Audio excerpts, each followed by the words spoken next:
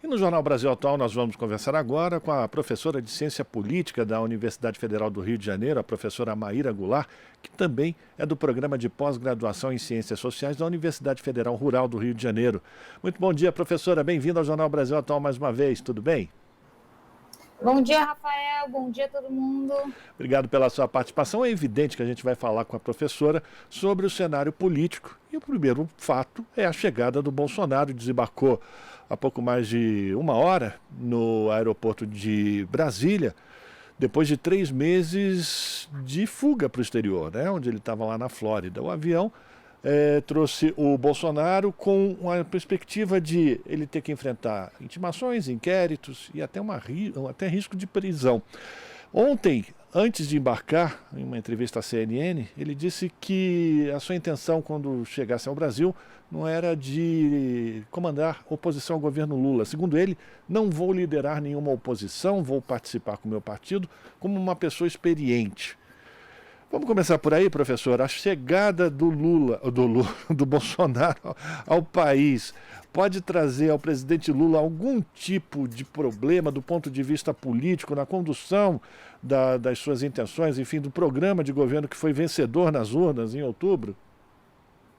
Perfeito, excelente a pergunta, né? Primeiro eu quero destacar que o Bolsonaro não voltou porque ele quis. Quando ele diz assim, eu não voltei para liderar oposição nenhuma, é verdade, ele voltou porque ele foi intimado pela justiça a depor no caso em que ele afanou joias não republicanamente presenteadas a ele pela Arábia Saudita, né? Isso é a primeira coisa que tem que destacar. Ele realmente não está voltando porque ele deveria, né? Se ele tivesse um projeto, se ele não tivesse tanto risco de ser preso ou ser tornado inelegível, seja por esse caso, seja pelo caso dos embaixadores, que já está bem avançado e que o próprio Anderson Torres, né, já se mostrou disponível a depor sobre a questão da minuta, a mudar o seu depoimento. Então, se ele não tivesse chances reais de ser preso, a gente poderia até conversar sobre o retorno dele como líder da oposição, o retorno dele num contexto em que ele já está sendo substituído, já estão se testando substituições possíveis, seja a própria Michelle, que o partido dele escolheu como uma substituta possível, seja a Damares, que anteontem se apresentou como uma substituta possível voluntariamente, seja o Tarcísio, que já está se movimentando para capturar esses votos bolsonaristas não radicais. Ele teria vários motivos para voltar, se ele não tivesse medo real de ser preso ou inelegível, ou passar por um processo muito vexatório. Mas ele volta exatamente por isso. Ele volta porque ele foi intimado. Agora, se isso é prejudicial para o governo, eu tenho uma tese que é um pouco polêmica sobre isso. Eu acho que é bom para o governo Lula. É bom por quê? Porque você pode ver, nas últimas semanas, tem havido um burburinho crítico em relação, sobretudo, à pauta econômica. O governo não sendo tão austero quanto as elites gostariam que ele fosse, né? Não sendo nessa confronto que ele está tendo com o Copom, com o Banco Central. Isso tem sido tensionado pelas elites. A volta do Bolsonaro é boa para deixar claro, deixar visível por que é tão importante manter o Lula no poder. O que o Lula representa? O Lula representa a única alternativa possível e viável politicamente à barbárie, à antidemocracia que é defendida pelo Bolsonaro. E ele chegar nesse dia, que é às vésperas da comemoração do golpe militar, vai ser muito útil, porque certamente, provavelmente, ele vai fazer comentários nessa direção, eu acredito. E caso faça, isso vai tornar ainda mais visível. A polarização, ela tem um papel pedagógico. Ela simplifica a miríade de forças políticas e a complexidade do sistema político em 2 forças. E isso pode ser positivo para o governo Lula. Agora, professora, a depender da repercussão ou da manifestação das pessoas na chegada de Bolsonaro ao Brasil, muito pouca gente no aeroporto, inclusive muito pouca gente acompanhando o carro da comitiva do Bolsonaro, inclusive na sede, me parece que é da sede do Partido Liberal, onde ele deve estar se dirigindo agora, e poucas pessoas, tinha mais polícia do que manifestante vestido de amarelo para aguardar a chegada do Bolsonaro. Mas, de qualquer forma, o bolsonarismo ele causou estragos para a vida política brasileira. É só ver o que está acontecendo hoje no Congresso Nacional.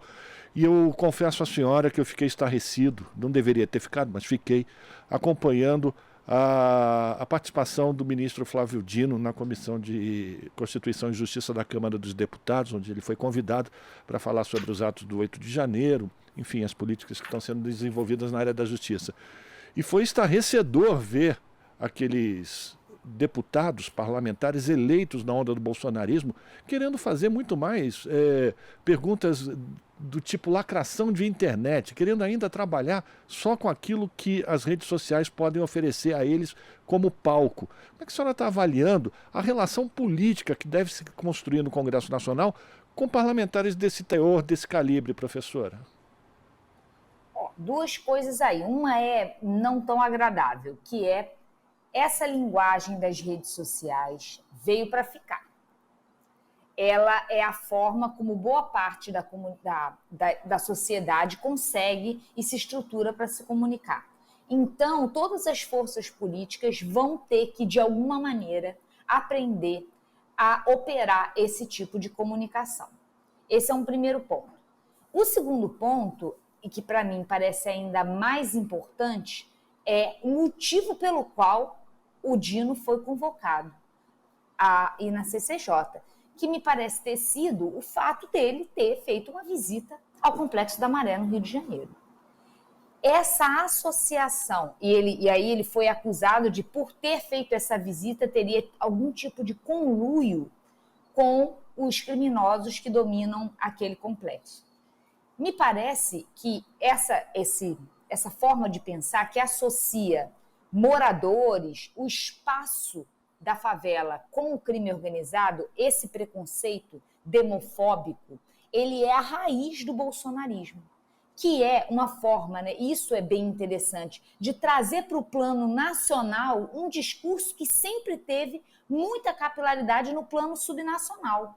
Né? Esse discurso de bandido bom é bandido morto, de quem mora na favela deve ter alguma coisa errada, esse discurso que associa pobreza à criminalidade, esse discurso que passa uma ideia de cidadão de bem, quem não se enquadra nos requisitos de cidadão de bem é visto como criminoso e dispensável e que contra quem pode ser usada a violência policial. Então, primeiro é chamar a atenção para o caráter odioso do motivo pelo qual o Dino foi convocado e que é a síntese do bolsonarismo, essa ideia de punitivismo como forma de segurança pública, de tratar do tema da segurança pública. Aí a questão da lacração é o que eu falei, é mais complicado, porque é uma dinâmica das novas redes. E aí eu acho que o Flávio Dino se saiu melhor do que os bolsonaristas que lá estavam e conseguiu lacrar de maneira mais exitosa quando ele faz aquela fala primorosa, não sei se vocês mostraram o VT, em que ele indica, né, para a pessoa que fez uma crítica a ele baseada numa consulta ao Jus Brasil, que o Jus Brasil não deve ser consultado daquela maneira. Quando você coloca ali naquela ferramenta, vem um número total de vezes que a pessoa é mencionada em qualquer coisa. Então, eu achei interessante porque isso também chama atenção para um problema da extrema-direita no Brasil e no mundo, que é a dificuldade de buscar informações nas redes, na internet. Porque você precisa de algum tipo de critério, de treinamento, de capacidade de triar fontes para lidar com essa miríade de informações disponíveis na internet, porque senão você se mantém desinformado. E o Flávio Dino conseguiu mostrar isso para aquele interlocutor. Me chamou também a atenção a paciência, a postura também do Rui Falcão na condução dessa reunião ontem. Ele e o Flávio Dino pareciam dois professores com aquelas crianças da quinta série, tendo que lidar com aquilo com a maior tranquilidade, tendo que aguardar o seu momento de falar e nunca levantando a voz. Foi importante esse tipo de postura também dos dois, como uma forma de mostrar como deve ser o caminho do diálogo político, não da gritaria, mas sim da conversa. E aí, nesse sentido, professora, eu quero a sua avaliação também dessa disputa que acontece entre Câmara e Senado a partir da avaliação dessas MPs. Isso significa o quê por trás do fato principal, digamos assim, né? Que é essa disputa de protagonismo na votação dessas MPs? Olha, Rafael, primeiro eu queria dizer que eu acho muito bom esse tema vir à tona, porque é interessante que a cidadania, a opinião pública, se aproprie e ganhe mais conhecimento sobre como funciona o processo legislativo. E uma questão que está sendo posta em xeque é que não existe no Brasil uma posição fixa em relação à Câmara e Senado. Uma ser casa revisora, uma ser casa iniciadora. Não existe essa hierarquia. As duas podem cumprir o papel de iniciadora, de quem começa a discussão de um projeto de lei ou uma medida provisória, e aquela que encerra esse projeto de lei. Isso é importante para nós, que não haja essa hierarquia consolidada. E com a pandemia, a forma como isso foi operacionalizado, mantendo a Câmara como casa iniciadora e o Senado como casa revisora, altera esse princípio constitucional, que no caso das MP está plasmado no artigo 62 da Constituição. Tendo isso dito, não acredito ser meramente esse o fato que está por trás dessa briga, mas é um fato relevante. É importante que o desejo do Constituinte, a forma como o nosso sistema jurídico é consolidado, seja mantido. E o princípio da não hierarquia entre as câmaras, entre as casas legislativas, é importante. Tendo isso dito, o que eu acredito que está acontecendo é Arthur Lira está querendo demonstrar que ele é capaz de trancar o Congresso e não permitir que avancem, que sejam regulamentados os programas sociais, as políticas públicas, a própria âncora fiscal, que eu acredito que vai ser enviada por MP, ele ser capaz de trancar isso tudo. Por quê? Porque mesmo que o governo mande por projeto de lei comum, tire da medida provisória, caso essa crise se mantenha, há um problema aí, porque a legislação perde vigência imediata. Vigência imediata só é obtida quando algo é aprovado via medida provisória, entre vigência imediata até ser votado pelas duas casas na comissão mista, como era antes da pandemia. Então, o que eu acredito é isso, é Arthur Lira se cacifando, tentando se cacifar como aquele que manda e desmanda, que permite ou não que o governo governe.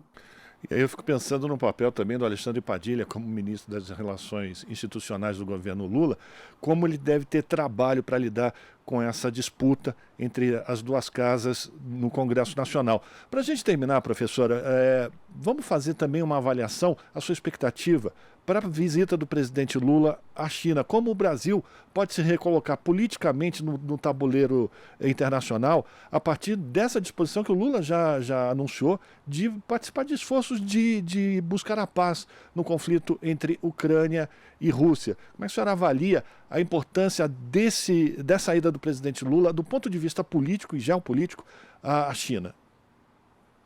Bem, eu vou comentar isso, mas antes eu queria encerrar uma coisa sobre a questão Lula versus Pacheco, que é o seguinte, por que para o governo Bolsonaro o Senado era um campo mais perigoso do que a Câmara? Por que essa opção vigiu durante tanto tempo durante o governo Bolsonaro? Porque o mecanismo de articulação e formação de apoio parlamentar do bolsonarismo é via baixo clero, é via negociação com parlamentares que não têm projetos nacionais. No Senado tem menos parlamentar dessa natureza do que na Câmara. Já no governo Lula, ao contrário, há um interesse em retomar um tipo de formação de apoio parlamentar através de negociação por meio de projetos, visões de mundo, líderes de partido. Então, por isso que há esse deslocamento para o Senado. O Senado é importante para o governo Lula. E no caso do governo Bolsonaro, a Câmara era mais importante porque funcionava melhor o tipo de negociação que era operado. Sobre a China, é importante ressaltar a afinidade entre Brasil e China. A afinidade que diz respeito a um entendimento da política internacional e da economia internacional como campos a serem tocados de maneira pragmática e não tanto ideológica, como fazem os governos de extrema-direita, que conduzem a economia internacional e a política internacional de maneira muito ideologicamente direcionada. Nesse caso, de Brasil e China, que há um pragmatismo comum, isso abre portas para um estreitamento de laços muito grande. Não só por uma visão comum, mas porque são economias complementares, que têm um grande potencial de comprar e vender uma das outras. Sobre a questão da guerra da Ucrânia, aí vem um segundo ponto, que é característico do Brasil e da sua tradição diplomática, que foi interrompida durante o governo Bolsonaro. Nós temos uma tradição diplomática desde a década de 50 que se caracteriza por cacifar o Brasil como um líder global, não por ele ter poderio bélico ou poderio econômico, que é o que a gente chama de hard power, mas por ter legitimidade enquanto ator capaz de conversar com diferentes forças, que é o que a gente chama de soft power. Então é isso, o Lula quer recuperar o soft power do Brasil, que foi desperdiçado pelo governo Bolsonaro, e com isso se colocar num lugar de prestígio, capaz de operacionalizar esse tipo de negociação, de ser um vetor de negociações no plano internacional. Perfeito. Quero agradecer a participação da professora Maíra Goulart, professora de Ciência Política da Universidade Federal do Rio de Janeiro e também do Programa de Pós-Graduação em Ciências Sociais da Universidade Federal Rural do Rio de Janeiro, aqui no Jornal Brasil Atual, fazendo uma avaliação do cenário político, os principais fatos que estão acontecendo e que devem acontecer em breve. Professora, muito obrigado pela sua participação, sempre uma alegria poder contar com a sua presença aqui e até uma próxima. Eu que agradeço e desejo um bom dia para todo mundo. Forte abraço, conversamos com Maíra Goulart aqui no Jornal Brasil Atual. Estamos apresentando Jornal Brasil Atual. As notícias que os outros não dão.